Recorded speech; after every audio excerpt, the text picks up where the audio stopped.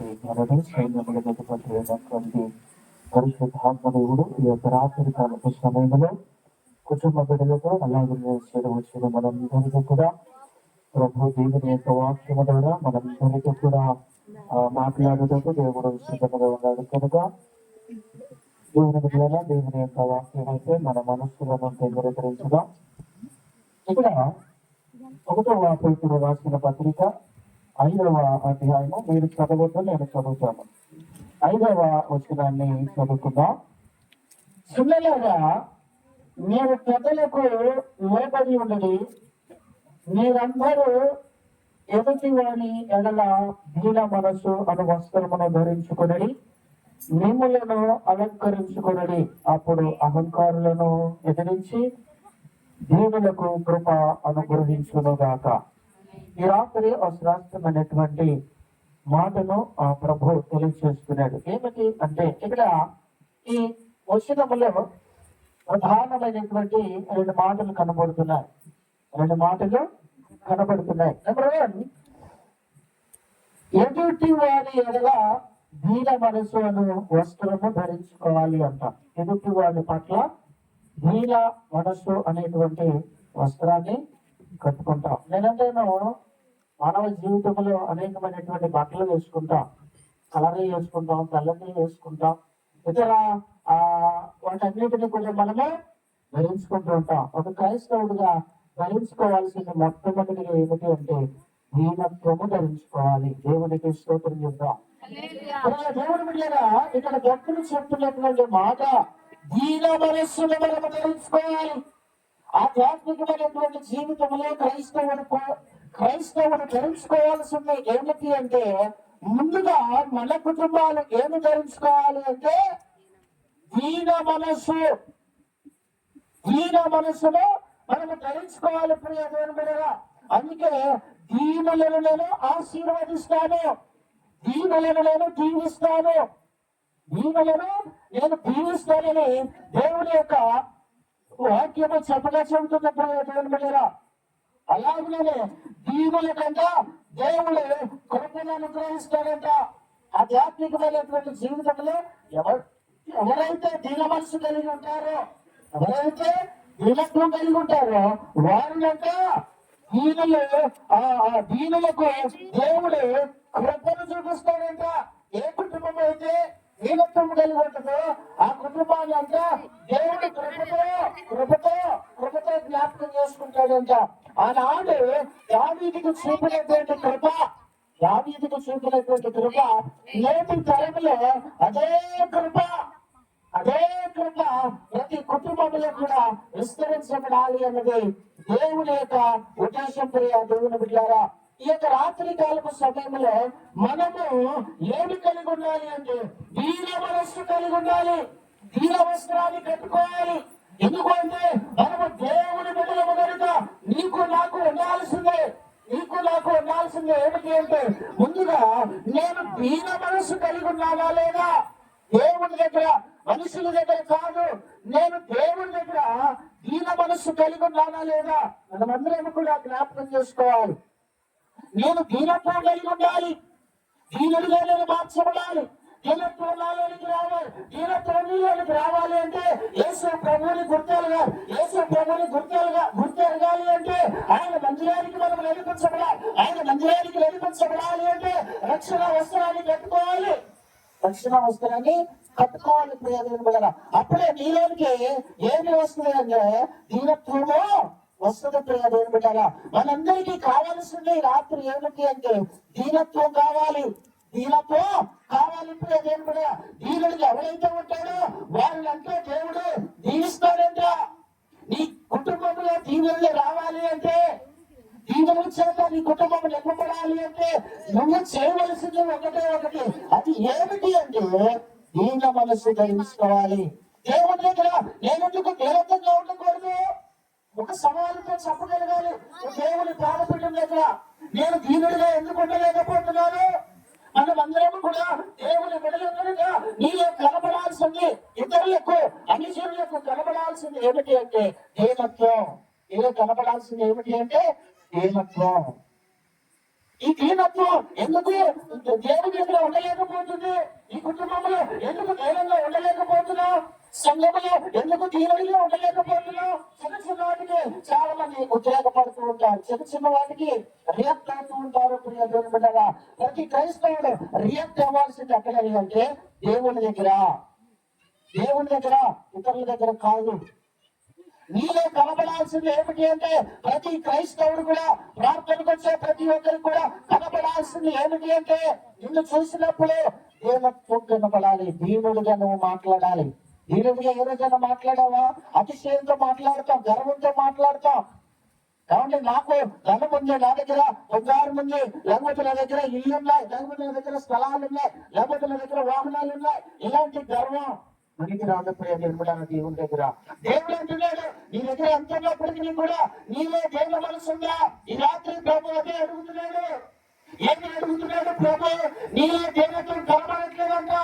నీలో కనబడాల్సింది ఏమిటి అంటే ఈ కుటుంబంలో అన్ని కనబడుతున్నాయి, కానీ నీలో కనబడాల్సింది ఏమిటి అంటే దేవత్వం దేవుడికి కనబడట్లేదు. ప్రియ దేవుని బిడ్డలారా, ఎందుకు దీనుడిగా ఉండలేకపోతున్నావు? దేవుడు చెబుతున్నటువంటి మాట, దీన మనసు కలిగి ఉండాలి అంట, దీన వస్త్రాన్ని కట్టుకొని ఉండాలి అంట. అప్పుడే దేవుడి యొక్క కృప నువ్వు పొందగలుగుతావు. దేవుడి యొక్క కృప నువ్వు పొందుకోవాలి అంటే, దేవుడి యొక్క కృపలోనికి నువ్వు నడిపించబడాలి అంటే, ఆయన ఇచ్చే గొప్ప దీవెనలు మనము పొందుకోవాలి అంటే, అది క్రైస్తవుడిగా నీకు నాకు ఉండాల్సింది ఏమిటి అంటే దీన మనసు. దీనులు దీనతో నేనే కనపడాలి. ఈ కుటుంబాన్ని చూసినప్పుడు అరే ఆ కుటుంబము చాలా దీనంగా ఉంటదిరా, చాలా దీనుడురా, వాళ్ళు ఎప్పుడు కూడా కోపడడు, వాళ్ళే నాకు నచ్చేది ఒకటే, వాడు దీనుడురా అనేటువంటి సాక్ష్యం కలిగి ఉన్నావా? ఏ సాక్ష్యం కలిగి ఉంటున్నావు? ఆమె నోట్లో నోరేయకూడదు పాస్టర్ గారు, ఆమె నోట్లో నోరేయకూడదు. ఇలాంటి సాక్ష్యాలు నీళ్ళు కనబడాల్సి లేదు. నువ్వు ఎవరు పెట్టవు? దేవుని పెట్టవు, సైతాన్ని పెట్టవు కాదు. ప్రియ దేవుని పెట్టాలా? నువ్వు దేవుని చేత పిలవబడ్డావు, నువ్వు దేవుని చేత అభిషేకించబడ్డావు, నువ్వు దేవుని చేత రక్షించబడ్డావు. నీలో కనబడాల్సినటువంటి క్వాలిటీ, నీలో కనబడాల్సినటువంటి క్వాలిటీ ఏమిటి అంటే నువ్వు దీనుడుగా మార్చబడాలి. మనకి ఎన్ని ఉన్నప్పటికీ కూడా ఈ దీనత్వం లేకపోతే నీవు నేను జీరోలమే, నీవు నేను జీరోలు. ఒకవేళ హీరో అనుకుంటున్నావు, నాకేంట్లేదు, నాకు నా ఇంట్లో ధనం ఉంది, నా ఇంట్లో బంగారం ఉంది, నా ఇంట్లో మంచిగా ఇల్లు ఉన్నాయి, డూప్లెక్స్ ఉన్నాయి, పూప్లెక్స్ ఉన్నాయి అని అనుకుంటే ప్రయోజనం లేదు. ప్రయోజనంగా నీకు నాకు చెప్పే నాకైనా రింగుల నీకైనా ఏమి ఉండాలి? దీనత్వం ఉండాలి. దీనులు దేవుని చూస్తారు. దీనత్వం కలిగి నువ్వు జీవించాలి. ఈ కుటుంబంలో ఎందుకు దీనంగా ఉండలేకపోతుంది? ఈ భర్తతో ఎందుకు ధైర్యంగా ఉండలేకపోతున్నావు? నీ యొక్క భార్యతో ఎందుకు ధైర్యంగా ఉండలేకపోతున్నావు? దేవుడు రాత్రి అదే అడుగుతున్నాడు. ఏమి అడుగుతున్నాడు? నువ్వు దీనుడిగా ఎందుకు మార్చబడలేకపోతున్నావు?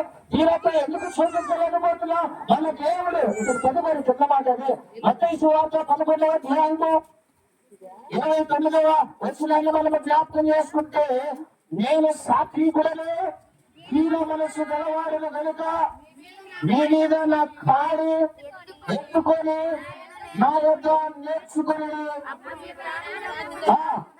విశ్రాంతి దొరుకున్న చాలు. ప్రియ దేవుని బిడ్డలారా, ఈ రాత్రి దేవుడు చెప్తున్నాడు, మన తండ్రి దీనుడు.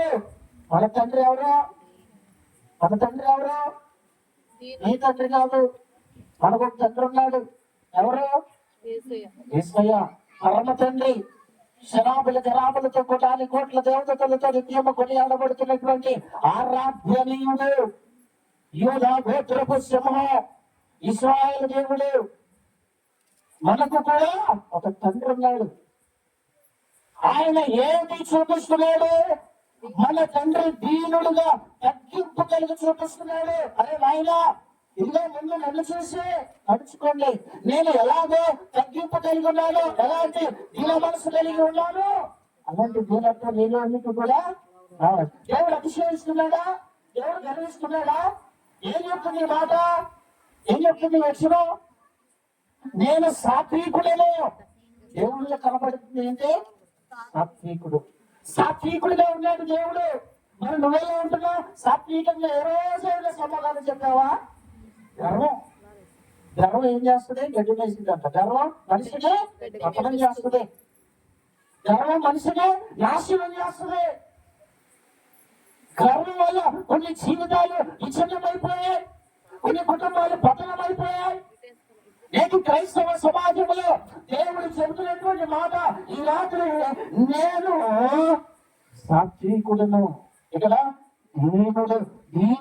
దీన మనస్సు గలవాడును. అలాంటి అనుభవం, అలాంటి స్వభావములకి, అలాంటి కోణములోనికి మనం నడిపించబడాలి. వినబడగా మనము రోల్ మోడల్ తీసుకోవాలి. ఎవరు తీసుకుంటున్నావు? చాలా మంది తీసుకుంటారు. ఎవరు తీసుకుంటారు? ఈ రోజు తీసుకుంటారు. కానీ నువ్వు తీసుకోవాల్సిందే హీరో ఎవరయ్యా అంటే పరిశుద్ధాత్మ దేవుడిని. నీ రోల్ మోడల్, నీ హీరో ఎవరై ఉండాలి? దేవుడై ఉండాలి. నీ హీరో ఎవరై ఉండాలి? దేవుడై ఉండాలి. ఎందుకు దేవుడు? ఎందుకు అంటే నిన్ను కాచి కాపాడాడు. నిన్ను కంటికి రెప్పలాగా కాచి కాపాడుతున్నాడు. ఏ అపాయం కూడా రాకుండా, ఏ తెగులని గుడవాడులో సమీపించకుండా ఆయన బలిష్టమైనటువంటి రెక్కల క్రింద, ఎవరు బలిష్టమైన రెక్కల క్రింద? దేవుడి యొక్క బలిష్టమైనటువంటి రెక్కల క్రింద దేవుడు మనల్ని దాచిపెట్టాడు. ప్రయోజనం పెట్టారా? ఇక్కడ యేసు ప్రభు మనకు మాదిరి చూపిస్తున్నాడు. మనం ఎట్లా మారమని దేవుడే స్వయంగా ఆయన మాదిరి చూపిస్తున్నాడు. ఏమి చూపిస్తున్నాడు? అరే బాబు, నేను సాత్వికుడను, దీన మనస్సు గలవాడినై ఉన్నాను. మీరు కూడా నన్ను పోలి ఉండాలి. ఆయన సాత్వికుడు, దీన మనస్సు కలిగిన వాడై ఉన్నాడు కనుక మనము కూడా, ఆయన బిడ్డలమైనటువంటి మనము కూడా ఇదే కోవలు నడుచుకోవాలి. ఒక తండ్రి అర్థమైన తప్పులు చేస్తున్నాడు. కుమారుడు ఏం చేస్తాడు? అదే పద్ధతిలో వెళ్తాడు, అదే మార్గంలో పోతాడు, అదే మార్గాన్ని ఎంచుకుంటాడు. మనం ఎప్పుడైతే ధైర్యంగా బైబిల్ పట్టుకొని సన్నిధికి వస్తామో వాడు కూడా బైబిల్ పట్టుకొని సన్నిధికి నడిపించబడతాడు. నువ్వు ఎంతమంది ప్రదేశాలకు పోతే నీ కొడుకు కూడా అదే మార్గంలోకి వస్తాడు. మనం ఏదైతే నడుస్తామో, ఏదైతే చేస్తామో మన కొడుకులు కూడా అదే చేస్తాడు. అందుకే దేవుడు మనలను ఉద్దేశించి మనము జ్ఞానవంతులము, పండితులము అని దేవుడికి ముందే ఎరిగి, ఆయన ముందే తెలుసుకొని, అరే బాబు నేను దేవుడుగా ఉన్నాను. అందరూ దేవుడిని హింసిస్తున్నారు, కొడుతున్నారు, హేళన చేస్తున్నారు, కాంట్రాక్ట్స్ ఉండేస్తున్నారు, అయినా తెలుసుకున్నారు. అలాంటి అట్లా రీతిగా నువ్వు ఉంటావా? నీ ముందు ఎవరైనా కాంట్రాక్ట్స్ ఉండేస్తే, నీ ముందు అయితే నీ ఇంటి ముందు కానీ ఎవరైనా నీకు కనపడేటట్టు కాంట్రాక్ట్స్ ఉండేస్తే ఏమంటావు? ఏమంటారా? మీ గురించి నాకు తెలుసు. నాకు కనపట్ల లైఫ్ సెటిల్ కాబట్టి మొహాలు కనపడతాం. మనం ఏమనమా? ఏమంటావు? అక్కడెక్కడి నుంచి వచ్చి ఏడకొచ్చి కాంట్రాక్ట్స్ ఉమ్మేసింది. కానీ దేవుడు తన కాంట్రాక్ట్స్ ఉమ్మేసినా కూడా కొడుతున్నారు కాళ్ళతో, చేతులతో, అయినా కూడా పల్లెత్తి మాట అట్లా. ఈరోజు చాలా మంది ఉపయోగపడతారు. ఆయన కాదు అసలు అనేది. ఎవరో తిట్టుకుంటాడు, ఎల్లమ్మడం పుల్లమ్మడం, మన దూరం మధ్యలో ఆనగల పుడమలాగా. ఏమండి? ఆ విధంగా ప్రశ్నలు ఉండి అనుకుంటూ పోతే మన ఇంటికి వచ్చినప్పుడే అనాలా? దేవుని బిడ్డరా, మనము దేవుని బిడ్డలం. ఒకటి యేసు ప్రభు చెప్తున్నాడు, మరి నాయన నేను నమ్ముకోని నడుచుకోండి. నేను చూపిస్తున్నాను కదా, నేను సాత్వికుడిగా ఉన్నాను, దీన మనస్సు గలవాడు. దీనత్వం ఎలాంటి రావాలి?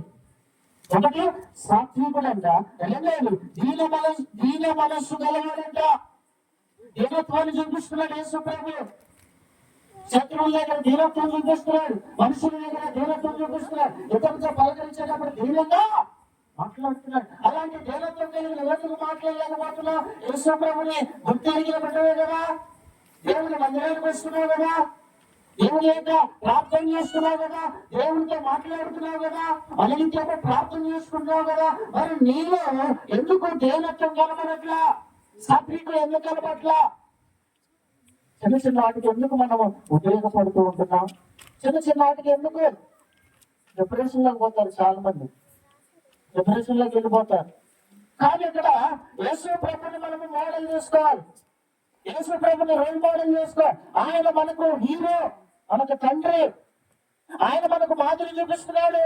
నేటి క్రైస్తవులకు ఏమి మాదిరి చూపిస్తున్నారు అంటే నాకు ఎన్ని అవమానాలు వచ్చినా, ఎంతగానో హింసించినా, ఎంతగానో దూషించినా వాళ్ళలో నేను చూపించేది దేవత్వాన్ని చూపిస్తున్నా. ఎక్కడ కూడా కోపడినట్లు పరిస్థితి బైబిల్ గ్రంథాల్లో లిఖితం కాలేదు. దేవుడు ఎవరి మీద కోపడ్డా? దేవుడు ఎవరి మీద కూడా కోపడలా. దేవుడు ఎవరిని కూడా శపించలేదు. దేవుడు ఎవరిని కూడా శపించలేదు. ఈరోజుగా మనము బ్రతకాలి దేవుని దగ్గర. నువ్వు దేవుని బిడ్డవు, జాగ్రత్త. నువ్వు సైతాన్ని బిడ్డవు కాదు. నువ్వు దేవుని చేత ఏర్పరచబడినటువంటి బిడ్డవు కనుక మనకు దేవుని పోలి నడుచుకోవాలి. ఇతరుల పోలి కాదు మనం నడుచుకోవాల్సిందే. దేవుని పోలి మనము నడుచుకోవాలి దేవుని బిడ్డగా. దీనికి అనుసంధానమైనటువంటి మాట యెషయా గ్రంథము 57వ అధ్యాయము 15వ వచనం చదువు. చివరి వచనం.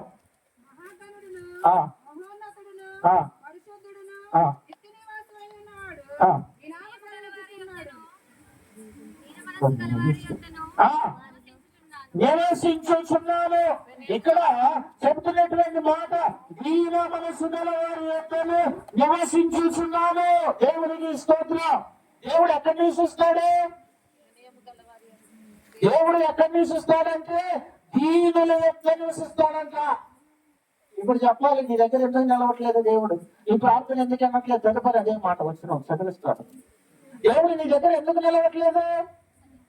దేవుడు నీ మనకి ఎందుకు వెళ్ళట్లేదు అంటే నీలో కనబడ లేనిది ఉన్నది. నీలో కనబడాల్సింది ఏమిటి? నీలో కనబడాల్సింది ఏమిటి అంటే దీనుల యొక్క ఆయన నివాసం చేస్తాడంట. ఎవరి దగ్గర నివాసం చేస్తాడు? చెప్పాలి. ఎవరి దగ్గర? దీన మనస్సు గలవారి దగ్గర ఆయన నివసిస్తాడు, బస చేస్తాడు. అనగా నీ కుటుంబంలో ఉండాలి అంటే, ప్రభువు నీ కుటుంబంలో ఉండాలి అంటే, ప్రభు నీ కుటుంబంలో ఉండాలి అంటే నువ్వు క్వాలిటీ, నువ్వు ఒకటి పాటించాలి దేవుడి దగ్గర. దేవుడు నీ ఇంట్లోనికి రావాలి అంటే, నీతో నివాసం చేయాలి అంటే, నీతో గడపాలి అంటే, నీతో ఉండాలి అంటే నీవు ఆయన చూసినప్పుడు నువ్వు ఏం కలిగి ఉండాలి? దీనత్వం కలిగి ఉండాలంట. నేను చెప్తున్నాను కదా, నేను చెప్పిన మాట కాదు. దీన మనసు గలవారి యొక్క దేవుడు నివసిస్తాడు. దీన మనసు దీనుడిగా ఎవరైతే ఉంటారో వారి దగ్గర నేను ఉంటాను. దేవుడు ఉండాలి నీకు. నీ కుటుంబంలో ఎవరు ఉండాలి? దేవుడు ఉండాలి. నీ హృదయంలో ఎవరు ఉండాలి? యేసు ప్రభువుల వారు ఉండాలి.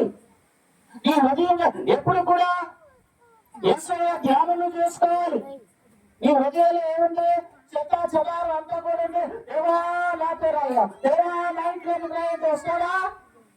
నీలో అసలు పెట్టుకొని, నీలో కళాలు పెట్టుకొని, నీలో స్వార్థం పెట్టుకొని, నీలో మోసం పెట్టుకొని దేవా నా ఇంటికి రాయండి వస్తాడా? వస్తాడా?